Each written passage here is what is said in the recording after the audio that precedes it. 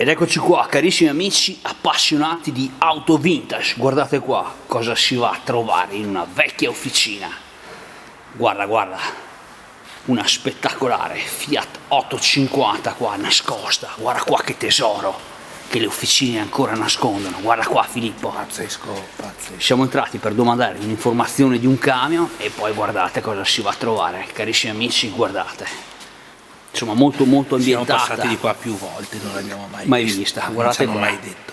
È arrivato il momento adatto. Ma per fortuna che il Marvin è entrato e l'ha vista e ha chiesto a chiedere informazioni. Guardate qua, carissimi amici, molto ambientata artisticamente, guardate, fantastica. Guardate qua, cari amici, gran spettacolo, guardate, c'è un po' di casino, però insomma è l'officina. E quello è il bello di questo filmato, ma Guardate qua, cari amici, insomma questa è questo il valore aggiunto. Guardate qua questa questo Fiat filmato, 850 fantastica, insomma. Ragazzi, vorrei fare un po', vediamo se arriviamo. Eccoci qua, carissimi amici, guardate, insomma, andiamo a vedere qualche dettaglio. Questa Fiat 850 Special, spettacolo. Guardate qua, insomma. Ragazzi, per chi voleva la Fiat 850, l'abbiamo trovata qua in questa officina, guardate, splendida.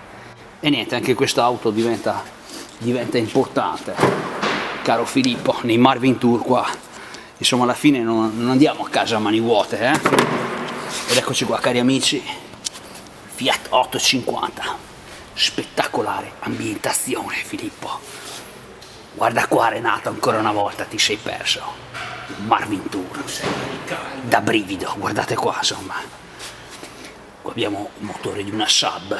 Però guardate qua, Fiat 850 Special, fantastica, guardate, ragazzi qua in questa officina, guardate qua, devo fare lo slalom, tirami via il carrellino qua, se la faccio Filippo. Sì, si passi, dai. Ed eccoci qua, carissimi amici, guardate, Marvin. guardate qua, insomma, Fiat 850 per gli appassionati delle vecchie Fiat, niente, la dedichiamo a tutti gli appassionati delle vecchie Fiat, per fortuna che si trovano ancora in qualche officina, guardate.